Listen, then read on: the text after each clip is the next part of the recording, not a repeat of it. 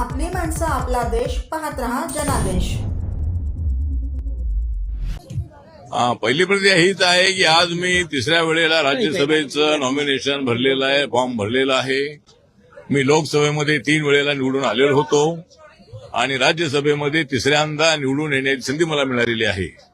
कदाचित Republican party of इंडियाच्या कोणत्याही नेत्याला तिसऱ्या वेळेला राज्यसभा मिळाली नसेल. म्हणजे राज्यसभेवर आपले काही नेते होतेही, पण पहिल्यांदा मला अशा पद्धतीची संधी मिळालेली आहे. नरेंद्र मोदीजी, अमित शहा यांनी माझ्याबद्दल अत्यंत चांगला विचार केलेला आहे.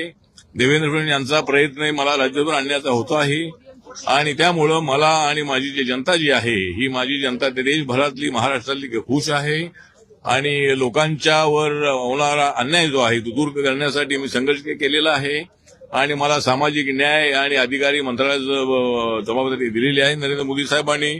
त्यामुळे सामाजिक न्यायाच्या बरोबर आर्थिक न्याय देण्याची भूमिका माझी आहे आणि या देशातल्या संपूर्ण गरिबांना न्याय देण्यासाठी मला ही संधी मिळालेली आहे आणि मी नक्कीच भारताच्या विकासासाठी, महाराष्ट्राच्या विकासासाठी मी सातत्यानं प्रयत्न करत राहणार आहे आणि महाराष्ट्रातल्या आमदारांनी मला तिसऱ्यांदा या ठिकाणी राज्यसभेवर पाठवलेलं आहे आणि मला तर राज्यसभेवर बीजेपीनी पाठवले. मला राज्यसभेवर बीजेपीनी पाठवले कारण माझं नावच आहे रामदास आठवले. त्यामुळं बीजेपीने मला तिसऱ्यांदा राज्यसभेवर पाठवलेलं आहे आणि मी नक्कीच त्या न्यायासाठी मी आवाज उठवत राहणार आहे.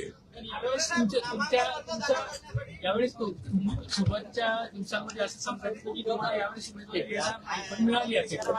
नाही, सुरुवातीला असं काही नाही. मला पूर्णपणे विश्वास होता की मी नरेंद्र मोदींच्या मंत्रिमंडळामध्ये आहे.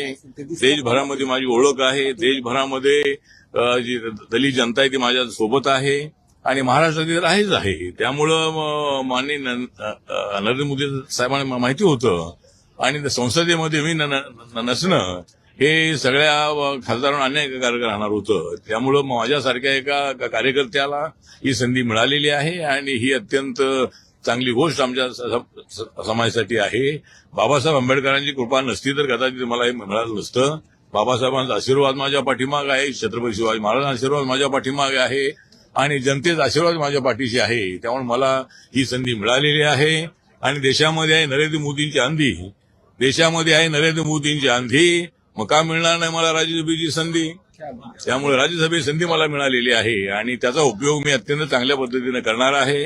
हाऊसमध्ये मंत्री तर मी आहेच आहे, पण आरपीआयचा खासदार म्हणूनही मी त्या ठिकाणी आवाज उठवत राहणार आहे आणि माझा जो फॉर्म आहे, माझं नाव बीजेपीच्या कोट्यामध्ये जरी आला असलं तरी बीजेपीकडूनच मी निवडून येणार होतो. त्यामुळे मी 2 वेळेला याच्या अगोदर रिपब्लिकन पार्टी ऑफ इंडियाच्या तिकिटावर मी इथे निवडून आलेलो आहे. त्यामुळे आता सुद्धा मी रिपब्लिकन पार्टीच्या एबी फॉर्मवर माझा फॉर्म भरलेला आहे आणि मी रिपब्लिकन पक्षाचा आहे. माझा बीजेपी सोबत अलायन्स आहे, मी एनडीए मध्ये आहे आणि त्यामुळे मला चांगलं काम करण्याची संधी मिळालेली आहे.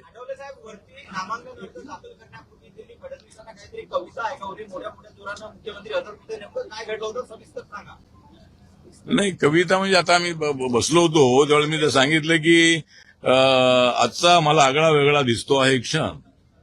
आजचा मला आगळा वेगळा दिसतो आहे क्षण कारण देवेंद्र फडणवीस यांच्या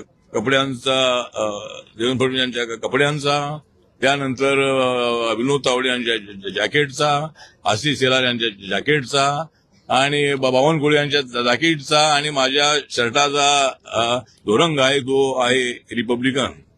आमच्या सगळ्यांचा रंग आज होता रिपब्लिकन, म्हणूनच आजचा आगळा वेगळा होता क्षण. मला नरेंद्र मोदींनी दिलेलं आहे राज्यसभेचं धन, मला नरेंद्र मोदींनी दिले आहे राज्यसभेचं धन आणि म्हणूनच माझं आणि माझ्या सगळ्यांचं खुश आहे मन. तर हे मी त्यांना सांगितलेलं होतं आणि मी काम करत राहणारा मी कार्यकर्ता आहे. नेता मी अजिबात नाही, कार्यकर्ता म्हणून माझं पद मोठं आहे. मला राज्यसभा मिळाली किंवा नाही मिळाली तरीही राज्यसभा मिळाल्यामुळं मला अजूनही देशभरामध्ये फिरता येणार आहे, काम करता येणार आहे आणि माझं मंत्रिपद जे आहे, राज्यसभा मिळाली नसती तर मला मंत्रिपदाचा राजीनामा द्यावा लागला असता. त्यामुळं मी नरेंद्र मोदींच्या मंत्रिमंडळामध्ये असणं हे बीजेपीच्या एनडीएच्या फायद्याचं आहे. त्यामुळं मला तिसऱ्यांदा ही संधी मिळालेली आहे.